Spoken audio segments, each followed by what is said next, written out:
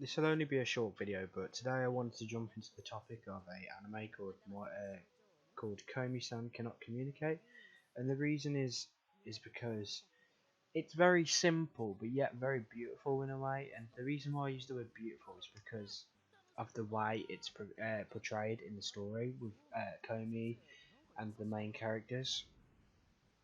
And just to not reveal any spoilers, I won't say anybody's identity or the stories, just to leave the people that are not watching the series yet open-minded and able to obviously view at their own discretion, of course.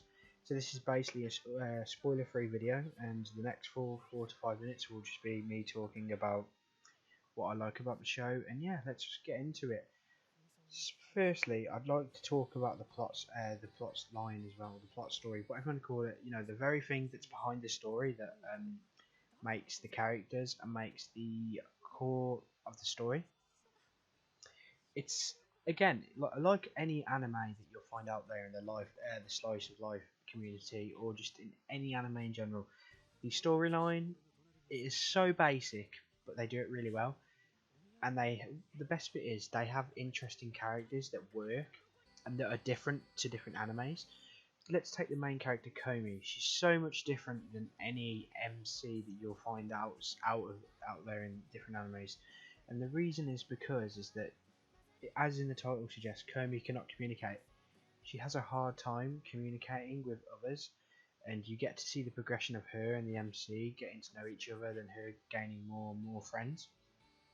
And through that development, you get to see her doing different stuff, and you get to see her doing what we would consider the daily life chores in a different way, where because obviously she's much different to most people, you get to see it through a different light, where she is basically a special needs person. She needs help with most basic things in life, and it really portrays a if this anime was an art, this art would be something hung up in a museum, something that is looked at and people think, wow, this is really good, a really good design.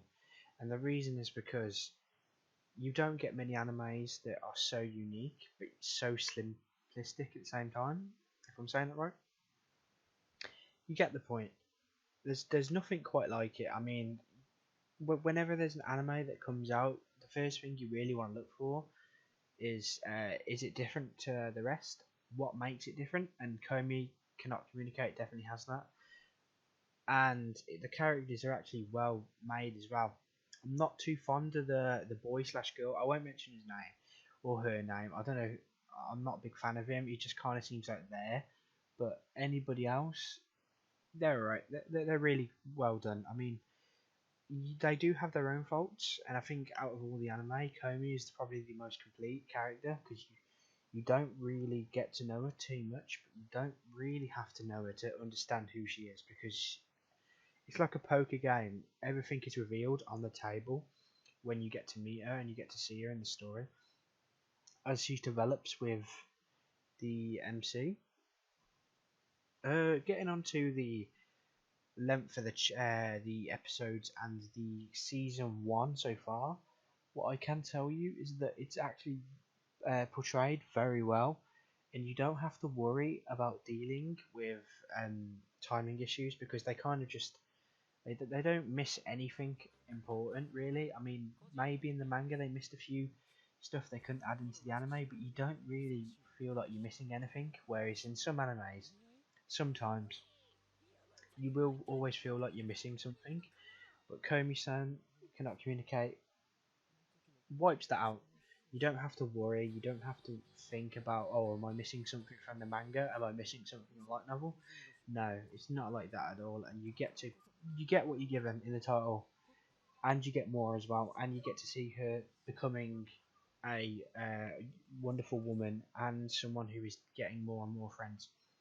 She's also quite popular as well, and this bit reminds me of Handa-kun. I don't know if any of you have ever watched that anime, but there's an anime called Handa-kun, and the MC doesn't realise he's popular, and it's a comedy anime, and Komi-san kind of, I think, may have took inspiration from that type of side story, from Handakun anyway, and I actually do rate it, and I don't mind it because it's actually a good trope in my opinion, or a good idea because you get to see two different views. One of someone who maybe think maybe has self-esteem issues, and you get to see the thoughts of the other people.